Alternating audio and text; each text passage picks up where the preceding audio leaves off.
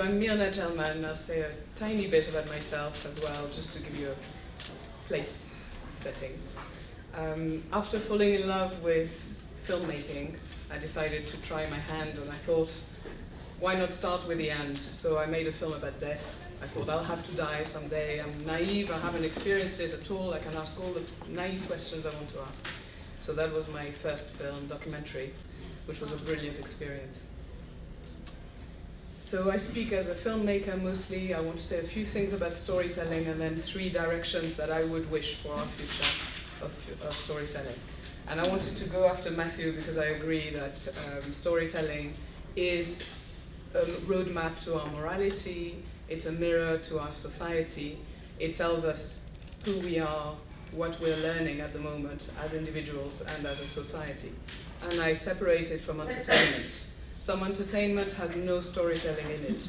Most storytelling has entertainment in it, but not always.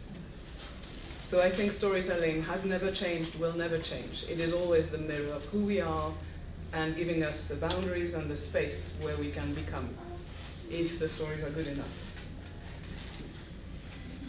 I also remembered just earlier that we need storytelling much more than we know. I remember going to with Mamulia to visit Patricia Lacey, who a lot of you will know. And I remember her saying she's ready to die, she wants to die, she's still alive. That was 2007. That's already a story in itself. And she's telling me she got rid of all her material possessions, except maybe for one old chair, and she kept her music and her films, and her photos probably. So memories and stories and music are what is important at the end of everything. And I was touched by that. And I think we need to remember that storytelling is actually much deeper than we realize. Even yesterday, coming back from the beach, the driver put a film, a comedy, and it allowed everybody to feel together. That first laughter we all had to sort of recover from a day that was a little bit difficult was magical to me as a filmmaker. I saw the power of film. So those are the 3 things I wanted to say about storytelling. And the 3 directions I would wish for ourselves are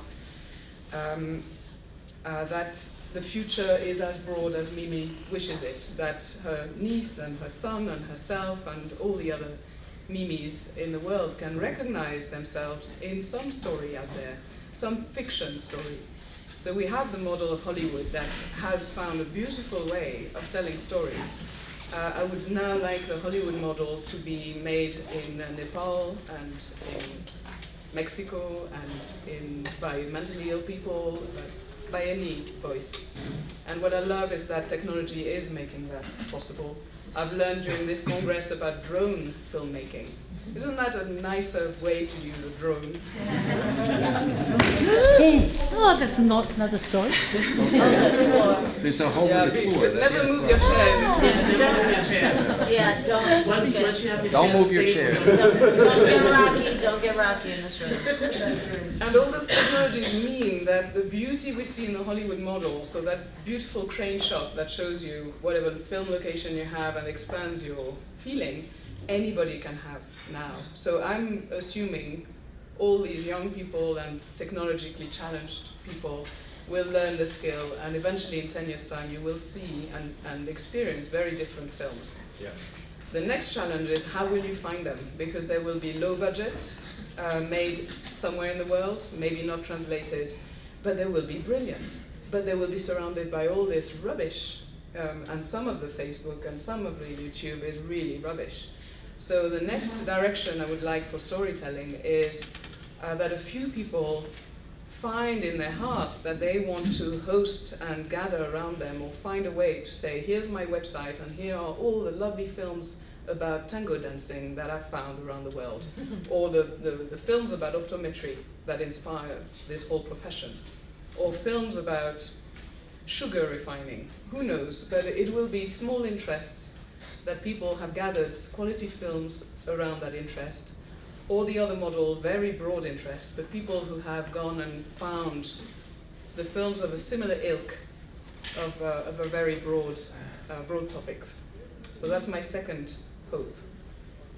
So accessible. The third one is a bit different. It's not about fiction, it's not about documentary almost, it's about news stories. 2 years ago I wanted to make a film about one of my clients in the world where I earn my living, the International Committee of the Red Cross, and I started reading a lot about the subject. I read one very important book, I think, for everybody, called Complex Emergencies by David Keane, and he actually says the story of war is a lie. Very often war is declared in order to kill off certain populations, to move people from farming land that is valuable, where you could extract oil, to have a chance to stop the economic development of a country so it doesn't become too democratic and the middle class does not emerge. And I think that is the most important storytelling that needs to change.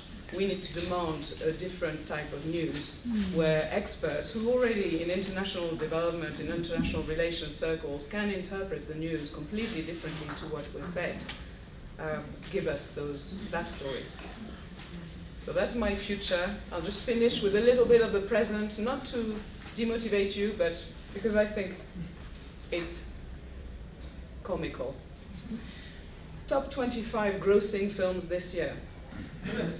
Iron Man 3, Despicable Me 3, Fast and Furious 6, Gravity, The Hobbit, Frozen, The Wolverine, G.I. Joe, The Hangover Part 3, The Great Gatsby, A Good Day to Die Hard, and so on, The Smurfs 2.